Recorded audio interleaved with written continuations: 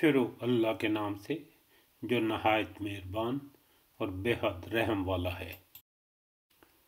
اور جو لوگ ہماری آیتوں کو جھٹلا رہے تھے ان کے مقابلے میں ہم نے اس کی مدد کی۔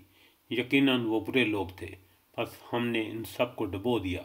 اور داؤد اور سلیمان علیہ السلام کو یاد کیجیے جب کہ وہ کھیت کے معاملے میں فیصلہ کر رہے تھے کہ کچھ لوگوں کی بکریاں رات کو اس میں چر چگ گئی تھیں اور ان کے فیصلے میں ہم موجود تھے۔ ہم نے اس کا صحیح فیصلہ سلیمان علیہ السلام کو سمجھا دیا۔ ہاں، ہر ایک کو ہم نے حکم و علم دے رکھا تھا، اور داؤد علیہ السلام کے تابع ہم نے پہاڑ کر دیے تھے جو تسبیح کرتے تھے، اور پرند بھی، یہ کام کرنے والے ہم ہی تھے۔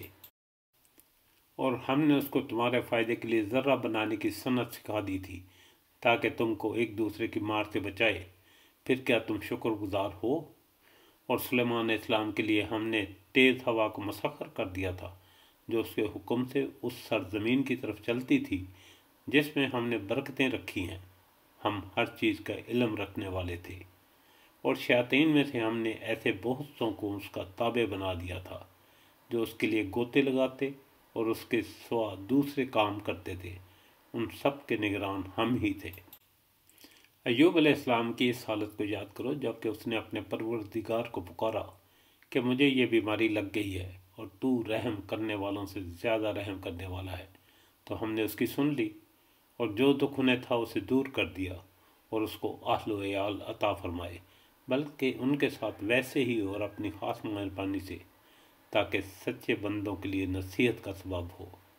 اور اسماعیل اور ادریس اور ذوالکفل علیہ السلام یہ سب صابر لوگ تھے، ہم نے انہیں اپنی رحمت میں داخل کر لیا۔ یہ سب لوگ نیک تھے۔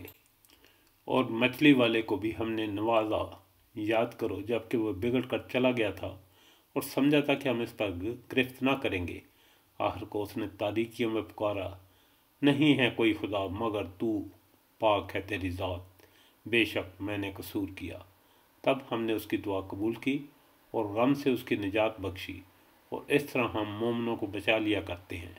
اور زکریا علیہ السلام کو جب کہ اس نے اپنے رب کو پکارا، اے پروردگار مجھے اکیلا نہ چھوڑ، اور بہترین وارث تو ہی ہے۔